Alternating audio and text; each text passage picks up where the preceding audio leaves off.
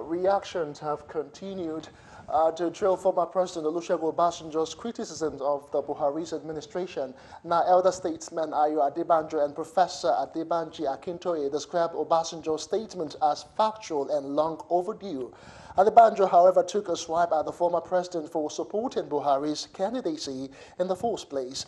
Similarly, the National Publicity Secretary of Afenifere, Yinka Odumakin, noted that Obasanjo's comments were timely and admonished the current administration to heed to the voice of the people.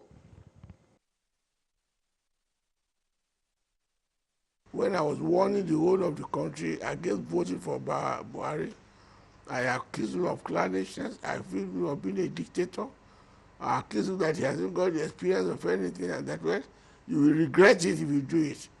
Now that the president of Obasanjo, who should know from inside, is now saying the same thing, I congratulate him for having the courage to go to recant what he has said. The only thing I would have expected him to do is to apologize to Nigerians for leading them to vote for Buhari. He wrote a long letter to criticize Jonathan a few years ago in the last years of Jonathan's government.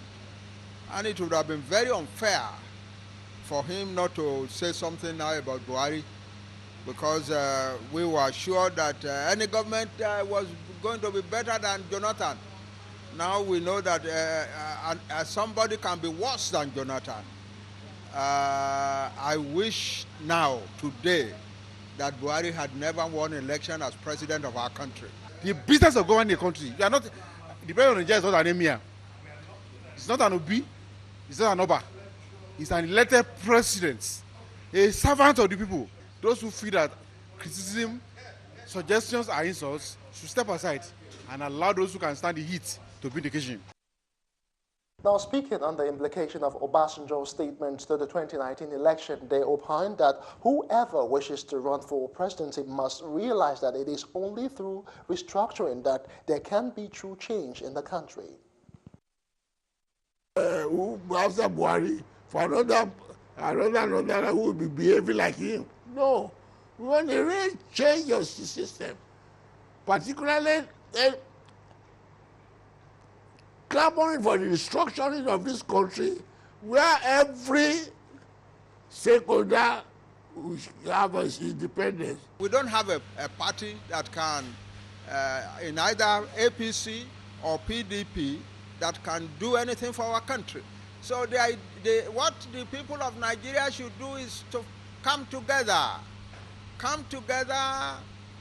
create or seize upon an existing party or whatever, and seize power. First, to restructure our country. Second, to work out arrangements that will protect our country against the insecurity that Buhari has allowed to come into our country. Beyond the question of change of leadership, Nigerians must be ready to own this process. The movement of what you're talking about must be the movement of Nigerian people that will rise and take power to restructure this country and put the country on a new paradigm shift.